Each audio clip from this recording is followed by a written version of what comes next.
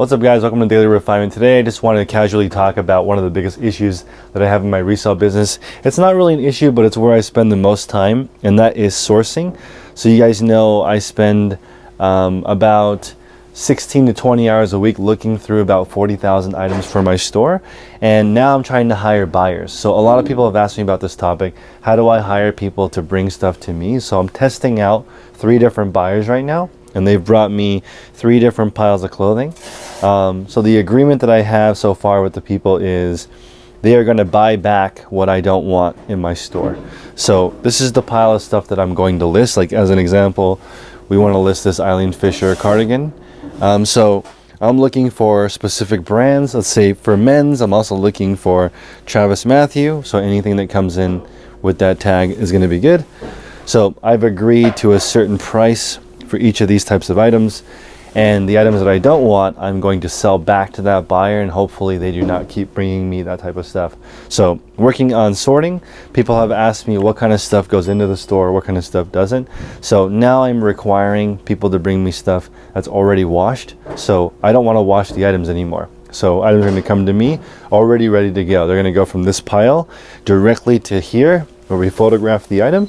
So I'm skipping all of the processing part. I don't want to do any more steaming. I don't want to do any more de-wrinkling. I want stuff to be ready when it comes in. So right now I'm looking for anything that has stains that I don't want to describe.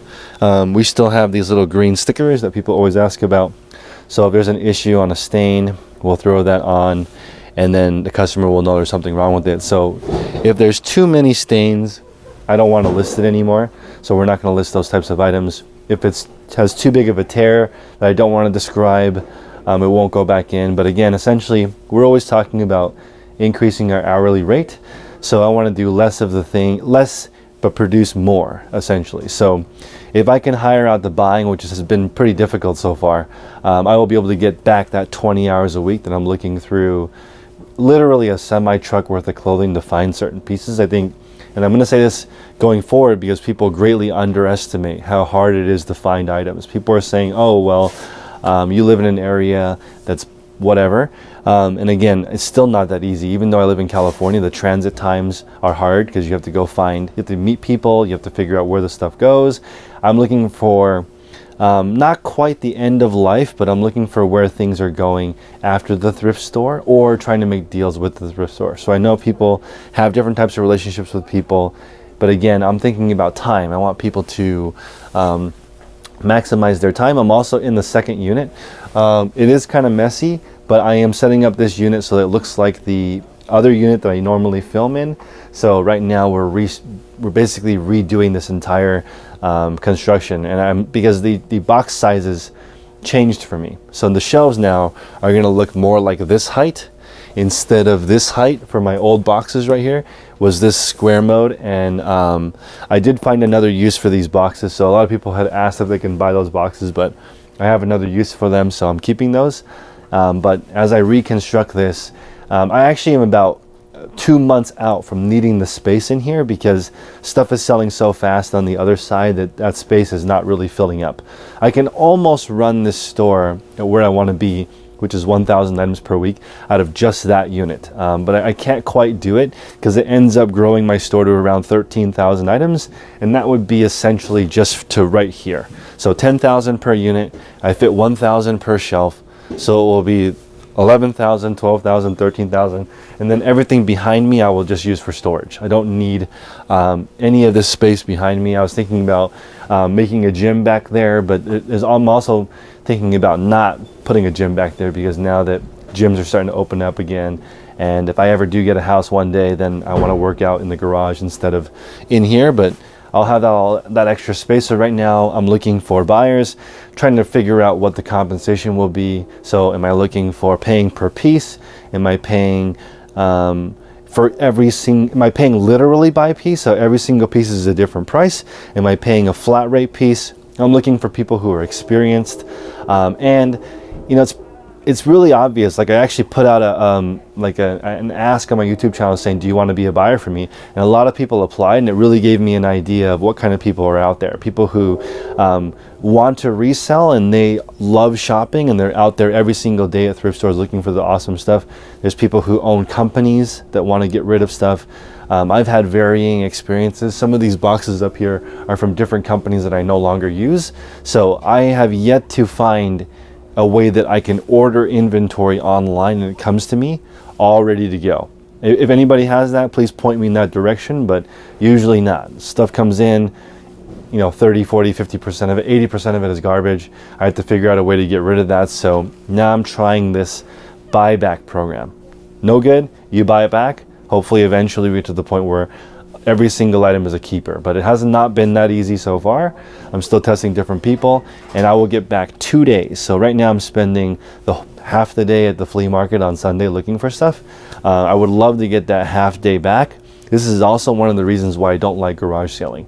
Garage selling on Saturday cuts into my family time, and I don't want to do that. So I'd rather spend Saturday with my family instead of digging through treasures in people's yards. Although that is fun. Going to garage sales is fun. It's just I don't want to do that as an occupation. I want to do that for fun sometimes. If sometimes my wife and I want to take our daughter garage selling and look for something cool, great. I just don't want that to be part of my job. It's also very stressful going to a bunch of garage sales and maybe you don't find anything, or maybe you show up a half an hour too late and everything's already gone, because you can only be early bird to the first one.